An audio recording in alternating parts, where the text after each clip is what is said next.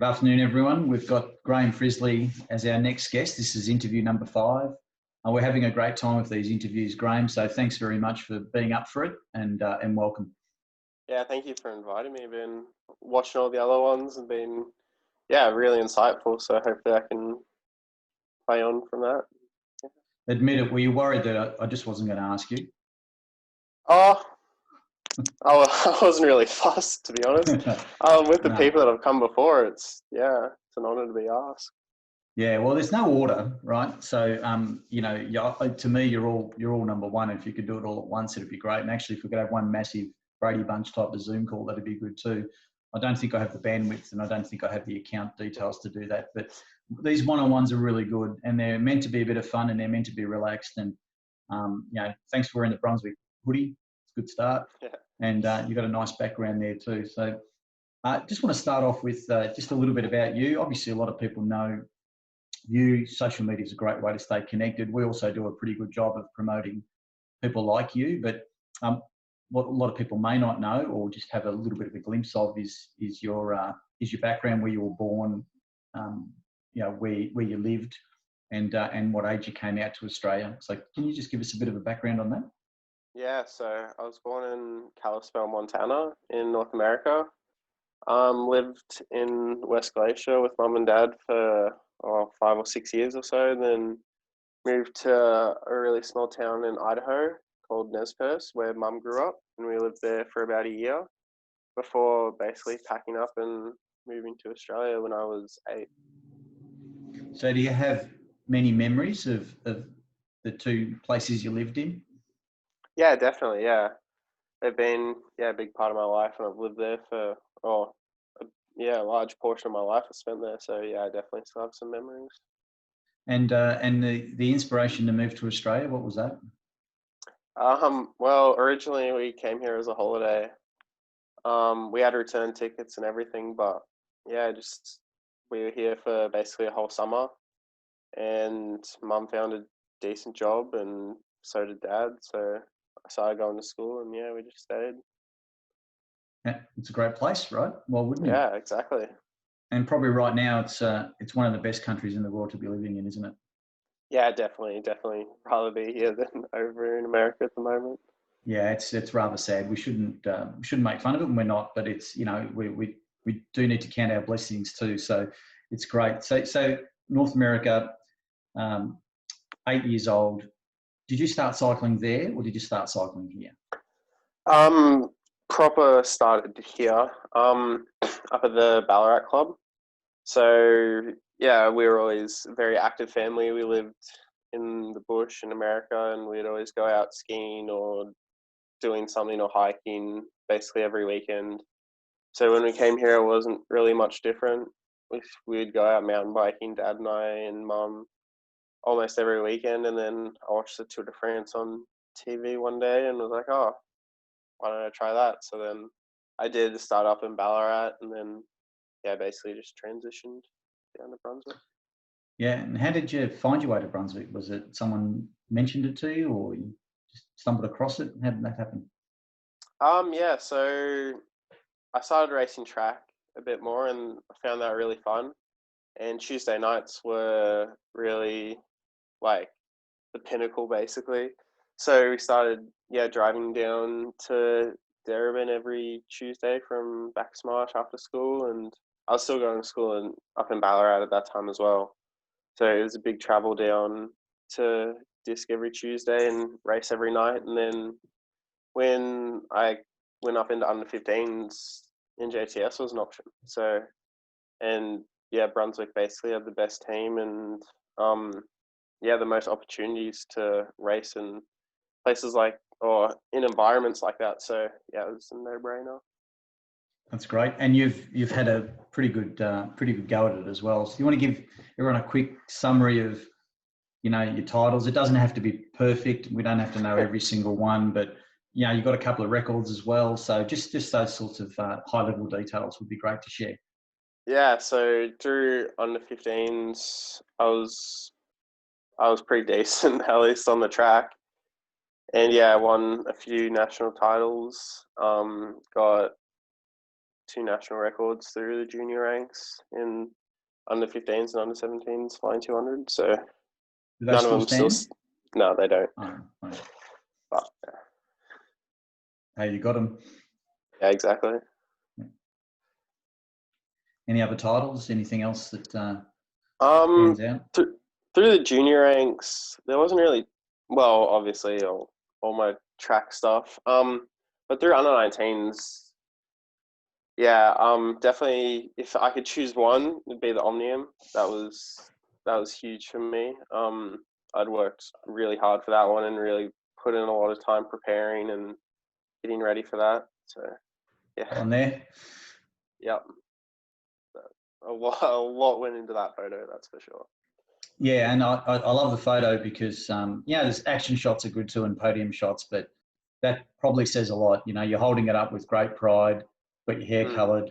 There's probably a million stories behind that photo. What's your greatest memory there? Yeah, at least a million. That was, from the ups and downs of crashing in the TP and all the work that we put into that and all the dedication and time we put to go and focus back on the Omnium, where I'd put a lot of time in through the summer and in preparation for that. We'd done a lot of bunch sessions with Glenn O'Shea back in Melbourne and Disc, really preparing for that. And yeah, there was a lot of relief on my face in that photo because there was so many people as well that had put in a lot of effort to get me to that point. So, yeah. And that TP, a lot of us were watching, and it was a bit of a shock to everybody. The aftermath of that must have been very difficult to deal with, and you probably learnt a lot about yourself and others at the time, and probably you can give great advice to others that might go through that experience as well, because it would have been pretty tough. Yeah, that was definitely the quietest team dinner that we ever had that night. As well with the girls as well, because they weren't quite as good as they thought they'd be. But yeah, the sprinters bring it home that day with the silver in the team sprint. So that was definitely a big win, and Ella winning the scratch race that day. So for the team, that was a real roller coaster. Yeah, for me personally, I was in a different world that day. After it, I was not in a very good place mentally. And really, thankfully I did have a couple of days to sort of get over it and refocus for the Omnium. If the Omnium was the next day, it would have been no way that I'd be able to get any result. But yeah, I think being able to get back up from that and still be able to pull out an awesome result and really focus my mind on something else will definitely help me in the future. Yeah, and that even just that 1 day gap to allow you to recharge, everyone's allowed to have those moments. And obviously when it's, at that level and it's so disappointing, I guess you rely on the team. And you mentioned NJTS before, and we all think and know that NJTS is a great experience because it creates that team vibe. So you mentioned the roller coaster of results, just that team having to come together must have been a great aid for you. And in times of isolation like now, we were talking off air before that, you're going okay, but every now and then you just get a little bit shitty and down. What's that been like? And do you refer back to other down moments to pick yourself back up quickly? Yeah, definitely. Everyone's had those days where they just don't really want to get out of bed, or they don't want to go to work, or they don't want to do their schoolwork, or they don't want to go out and train, and that's fine. As long as, what I always do personally is I always think back to other days where I've had that, and I realize it's just one day. I can wake up tomorrow, the world's going to keep on turning, and I can just go out and ride tomorrow, or I can do a little bit extra work tomorrow. It's definitely not the end of the world. It's not. It's absolutely spot on. And you've worked with people like Shane Kelly, who went through great disappointment. And if you listen to Shane speak, he's often very optimistic and very open about that time. And he's okay, great guy, and still contributing to the sport. So you have to actually be able to pick yourself up, and it's very admirable that you do, because not everyone does. So And you know, we've had interviews before where people have talked about the reliance on others and making sure that they can reach out to others and speak openly. So let's keep doing that as human beings. Yes, the whole mental health issue is very prominent right now. I think one of the great things about this Zoom business is that we're actually seeing more of each other in some ways, you know, than before. And just on that, your education and your training, you know, you're part of the VIS. What's it like at the moment for Graeme as a student, as an athlete in this environment? Is it all virtual? Is there any contact? Yep. Are you moving out of the house or anything like that? Nah, not really. Yeah, so I'm doing a Cert 3 in fitness, which will basically qualify me to work in a gym. Yeah, I was doing that all online anyway before all this started, so really not much has changed for me personally. Yeah, I know a few of my mates are having problems, or not, I shouldn't say problems, but they're not enjoying all the online uni classes that they have to do. But really, that's what I signed up for personally. So it hasn't been too much of a change, just getting that done while I can around my training pretty much.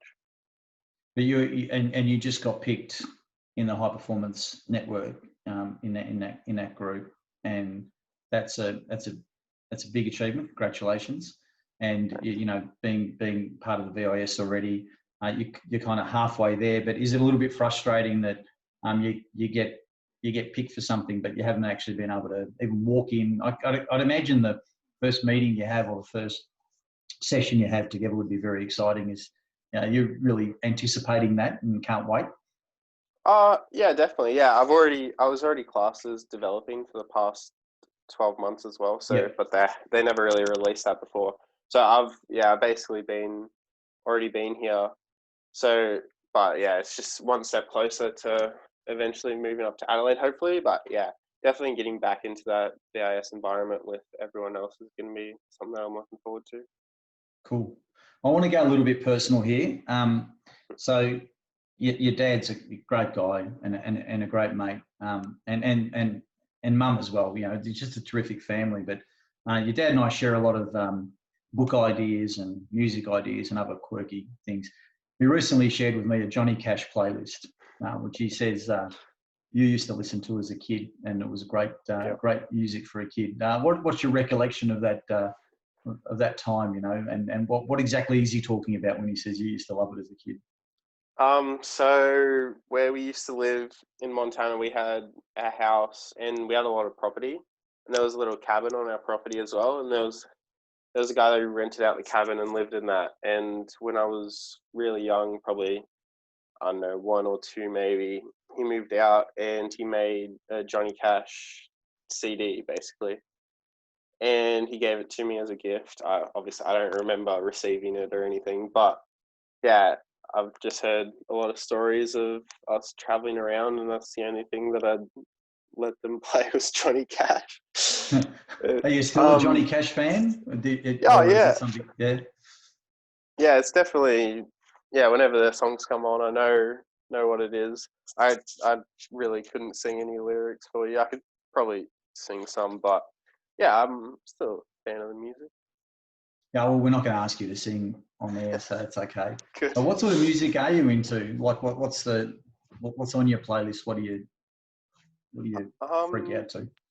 Well, when I ride, I've got like a 50 plus hour playlist on Spotify that I just chuck on shuffle every time I ride. So there's a big mix of just whatever. If I come across a song that I like, I'm like, oh yeah, I'll add that to my playlist. Doesn't really matter what genre or what type of music, but if I like it, then yeah, I'll add it. So at the moment you're doing all this training, probably in a pain cave somewhere in your house there, and in the garage. and you're having to use all these different triggers to keep you motivated and all that sort of thing. And you had the NRS race almost a couple of weeks ago, and again, just messaging with your dad. You know, he's just talking about how surreal the experience is, and I put that in our post about the race. What was it like for you? Because I imagine that training is one thing, and you probably put your own music on and might have your own environment, but suddenly you're having to work in a team, but you're not really in a team. Well, you're in a team, but you're not really in that environment. But what was that like, the adjustment? Yeah, it was something different, I think, because it was the first virtual NRS race ever. So I don't think anyone really knew what to expect or knew what they were getting themselves into. So yeah, it was definitely, it was something I had never experienced before. And yeah, it was weird. We had no, yeah, it's good. You won it. Yeah, so first Subaru, we were on a Discord call. So I don't know if you're familiar with Discord, but yeah, so we were on a call with that, and I had music going in the background as well. So to be honest, I wasn't really listening to what they were saying, but yeah, I just put myself into my own world basically, and yeah, I gave it everything, and I was lucky to have the power in the end to win it. Have you seen the commentary? Have you seen the replay of it and how it's so realistic? It's incredible, and to have Matt and Pat commentate was amazing. And in some respects, we all got involved in it, perhaps more than what we would in a normal NRS race. And I hope that we continue to do that when it's back out on the road. But it was an incredible build-up, and obviously for you to have won it, congratulations! You're the winner of the first. That's historical. Did you set yourself out to win? Was that a plan for the team, for the 6 riders that were picked? I wouldn't really say it was a plan. Yeah, like you said before, it's so accessible, and I think that's the great thing about Zwift. Is really any race is it's so accessible. You can ride with anyone in the world. But yeah, in terms of the race, I knew I was in good form, and I'd done a few Zwift races before that against some good people, and I got some good results. So I knew if I played my cards right, I could definitely be up there in the end, but I definitely didn't expect to win it, that's for sure. Well, it was great, and you, by the time this interview airs, it will be the day before this second race, so it will be Friday when people are watching this, and we wish you the best of luck. In some ways, it'd be good for you to be able to predict the result already, and we'll run it on Saturday and see if you were right. But we won't do that because you get yourself into trouble for that. But so you're a Zwift fan. Has Dad or Mum jumped on Zwift at all? Have they used it as well, or no? Dad used to, but no, he hasn't really lately. And Dad does a lot of secret training. I know you live close to where we have our road titles for the club at Ballyang, and he's always doing these mystery rides out there. And I've often thought of Mike Frislie just coming out of nowhere and winning a club championship. He must be really upset that he can't do it this year, because I do suspect he was running into a little bit of form. I'm not sure where you've heard that from, but he's a really fit guy and he works hard. So yeah, who knows? He's a hard man, so maybe one day out at Ballyang it'll be his day, but I don't think it'll be anytime soon. Fair enough. I'm still hoping some training, but I'm still hoping it's me one day. Maybe it's a Masters 8. Who knows? This photo here is one that you talk about hard people. I love this one because, and just so everyone knows, I picked it. These photos aren't picked by you, so it's certainly not an ego shot. But it does show just like the Omnium shot, that it shows commitment and some real focus. And when this was posted, it was 2017. I believe it's at your local gym. The comments that came up were very interesting to me. They were all about that focus and continue to hard work. Obviously, not being able to go to a gym, have you got a similar setup at home? What have you taken from the people that you've learned from and what you're studying at the moment to make sure that you continue to stay in the best shape you can? Yeah, so VAS has lent me some weights and a barbell, so I made a makeshift squat rack with stuff that I found in the garage, so that works all right. And yeah, I've been doing gym session twice a week as well with all of my ergos and road stuff. So yeah, definitely keeping fit throughout this period, and it's definitely not a downtime in terms of training.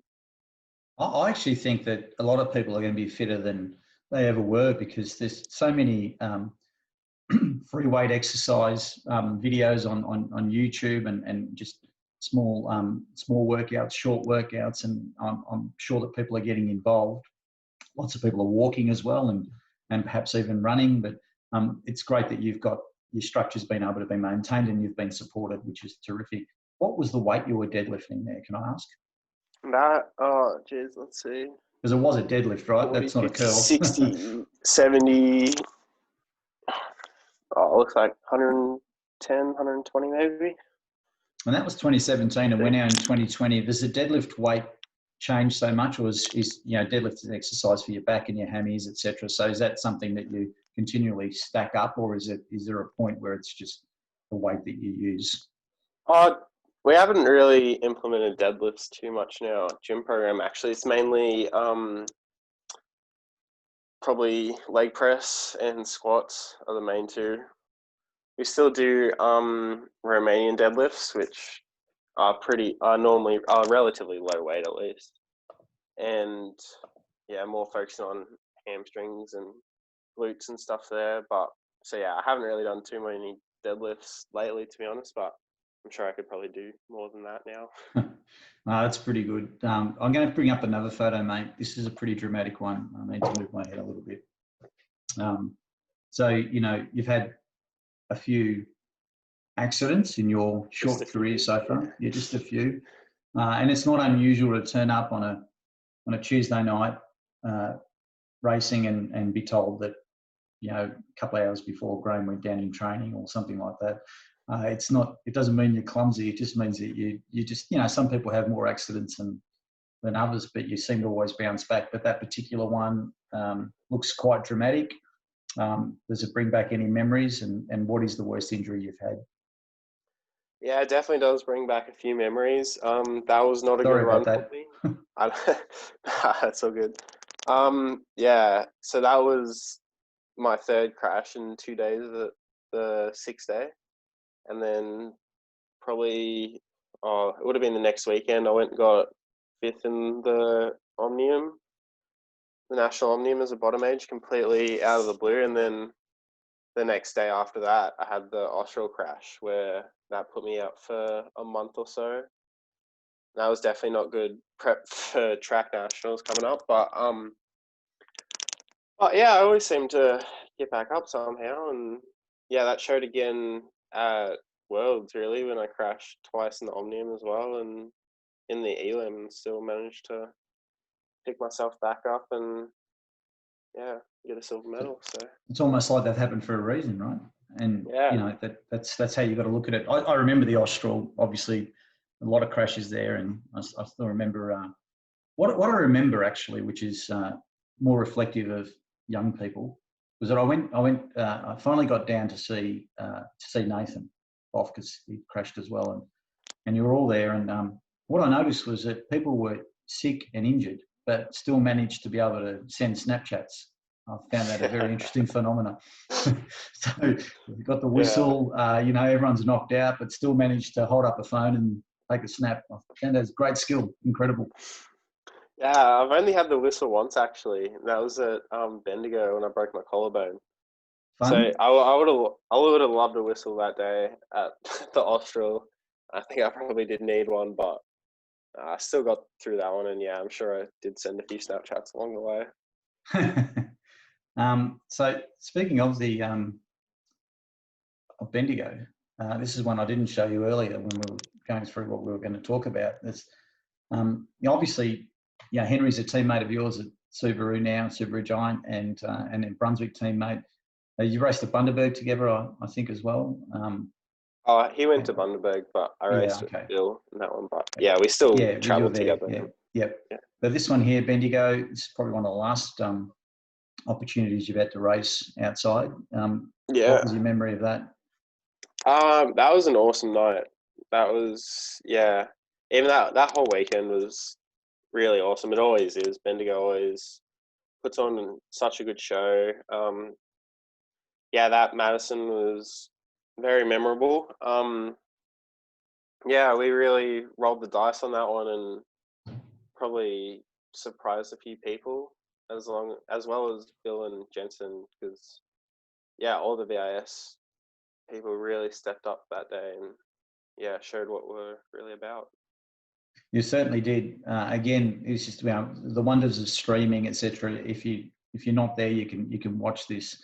And unfortunately, the year before there'd been the accident, and most people remember these races for the wrong reason. Speaking of Bundaberg as well, the same. But when you see quality racing and you see young people like you step up, and even Henry, incredibly disciplined young man just like you, and it was a delight to see. Obviously, we were very proud as a club, but it's all the other riders you mentioned too, like Bill and Jensen. I mean, we've watched all the riders come through, and that just it really brings a smile to my face, because when you see kids growing up and you see that you're on the big stage and handling yourself, it's just a wonderful feeling. Speaking of little kids, there's another photo here, which is not you as a kid, but on a kid's bike.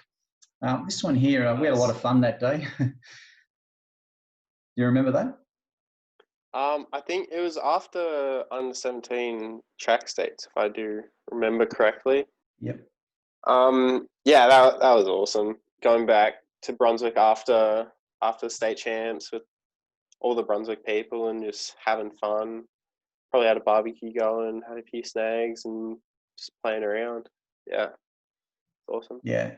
And is it, do you ever, when you're away in whatever country you might be in or whatever state you might be in, you ever think back to that simplicity of riding on the track and just being that junior, just riding around, just not really caring about much else other than just lap after lap and having fun? Oh, yeah, sometimes, definitely. Mainly off the bike, I sort of just try and put myself back into me, not bike racer me, but just me. And just, Yep. putting myself back to why I started and what I'm doing this for. So on you, bike racer, most of the things you're doing are related to sport. And you study obviously what you're doing here, and you're in a team, and that's quite intense. What's the other side of Graeme? What are your other interests? What are the things that you might want to share that people might not know? For example, you might be an opera fan. I don't know if you are, but I'm just saying, anything different like that. Yeah, I really like. Well, as you said before, a lot of my life's around sport, and my life when I'm not trying to be the best athlete I can is still really around sport. I like just watching really any sports. I've found a real love for soccer or football, some of you might call it. So yeah, I watch a lot of that, play FIFA on the PlayStation, and yeah, I just love sport basically. And so sport, that's great, because we all do, and you don't need to have another dimension, because sport has so many dimensions itself.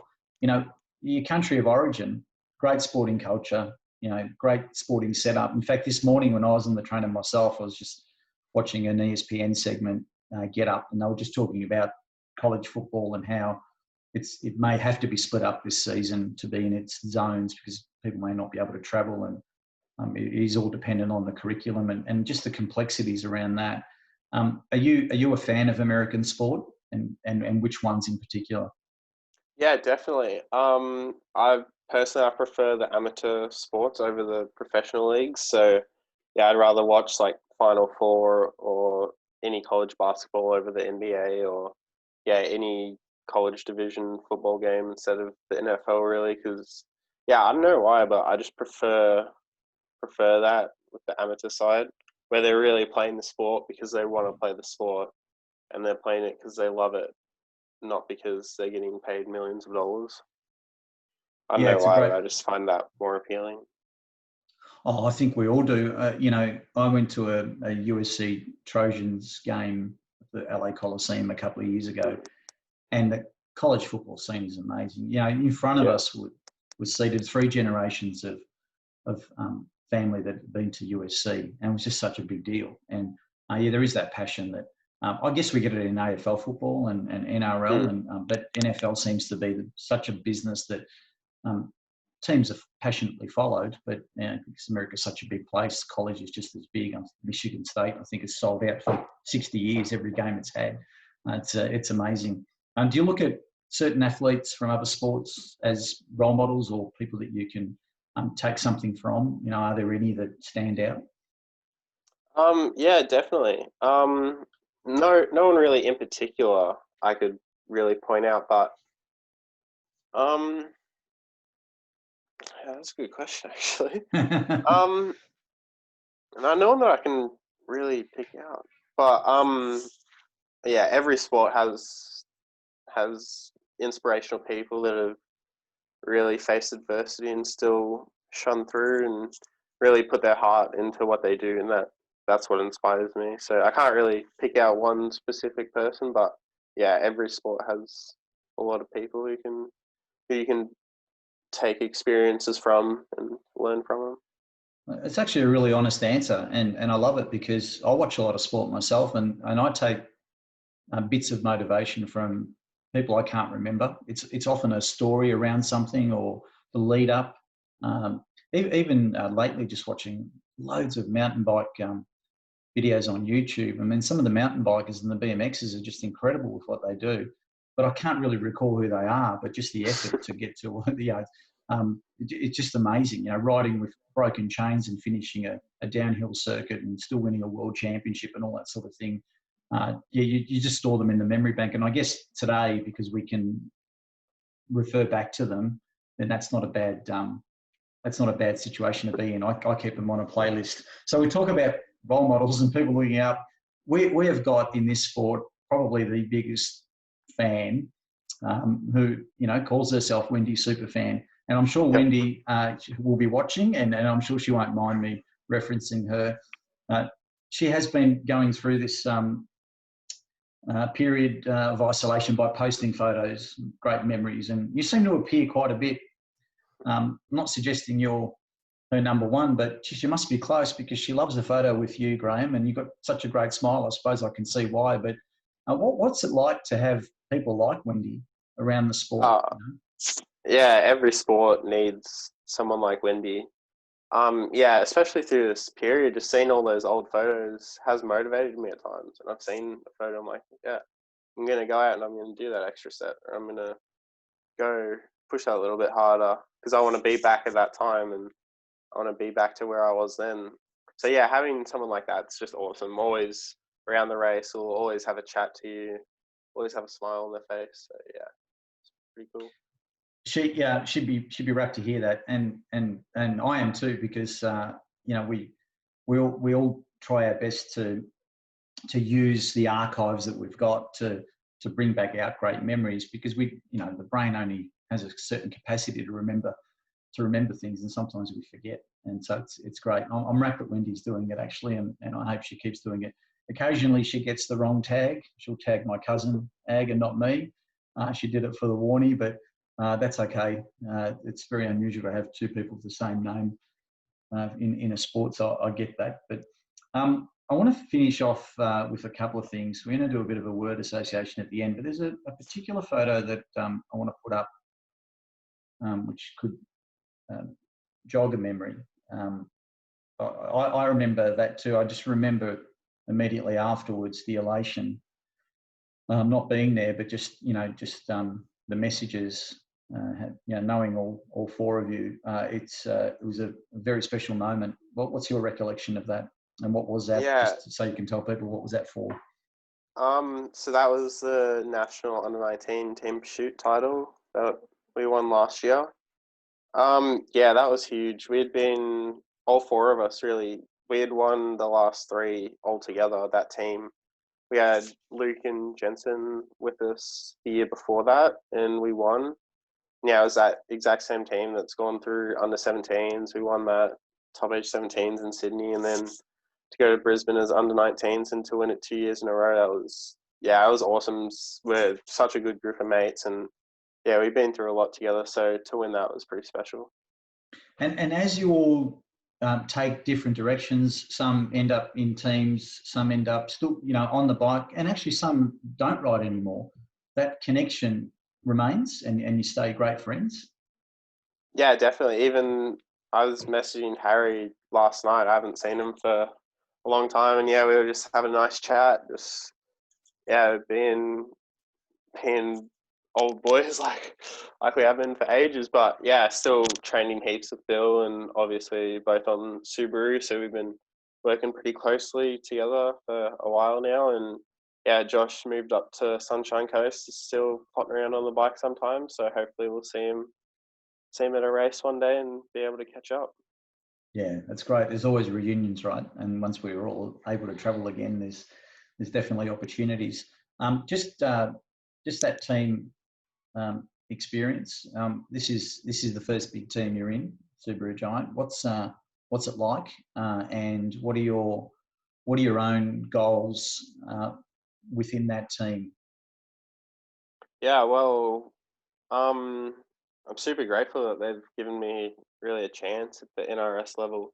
Haven't had a team come before that have really, really backed me and really gave me a good opportunity. And the culture has been incredible this year, really, with the amount of people that we have on. And we've been doing this little ISO Olympics thing, which has been really awesome. Just little activities every other day to keep us occupied. And so yeah, once we start getting back into normal racing, normal national road series, I can really see the team getting a few good results.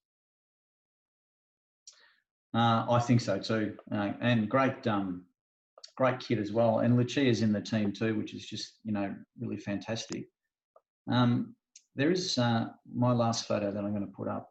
I consider quite a special one, and what I love about this photo is that I could have easily put the one up of you holding the trophy, but it appears to me that you're in conversation with Michael, and you know the background obviously, and the Drabek family with Brunswick, and Michael is a good friend of mine and of many, and obviously going through some really tough time to win the Bay Crits, to win a race in the name of Damian Drabek. What was that like?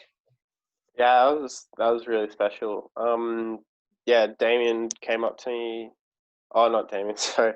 Yeah, Mr. Drabek came up to me after it, and yeah, had a really nice chat and wanted to know stuff about me and wanted to know who I was and what I was, or where I come from, and yeah, so he really wanted to know about me, the person, rather than me, the bike racer, which I really liked. And yeah, it was a really awesome chat to have, and to win it was a massive honour. He was over the moon about it because it was a Brunswick rider, but he's a genuinely good person who will care more about you than any of the results. Hence why he had a team that was completely dedicated to that philosophy. So, it was a great honour, mate. And again, it's another one that you can put it in the bank as the first one to have won. And I know that you've got plans with that trophy as well, which is very generous of you, that you're donating it to the club, and we appreciate that. And we'll find a nice place for it, but that says a lot about you too. So that's really worthy winner of something that is very special. So congratulations on that one. I think you've had loads of wins, and you had a really good start to the year. Considering the year we've had, you've actually had a really good year so far, and continued it in this virtual space. So you should be on top of the world, and we're on top of the world for you joining us. So I just want to finish off with a bit of word association. So I've done this one before with a few others. So Dave Morgan. Pink. Okay. Cam McFarlane. Legend. Harry Morgan. Friend. Road or track? Track. Mum and Dad. Legends. A few legends there. Yeah. I just want to say thank you. It's been a real pleasure. So yesterday when I signed off with Lockie O'Brien, which many will have seen by the time this one airs, I gave him the honour of finishing off, because I find these Zoom meetings very difficult to finish off. I just kind of say bye. So last word is going to be from Graeme Frislie. Can you please close this off for us? Okay. Thanks everyone for watching. Thank you for everyone's support throughout really the last few years that I've had. Incredible support from everyone from the club. And yeah, hopefully I'll see you guys out on Zwift sometime, or hopefully it'll be out in the real world sometime. So thanks. See ya.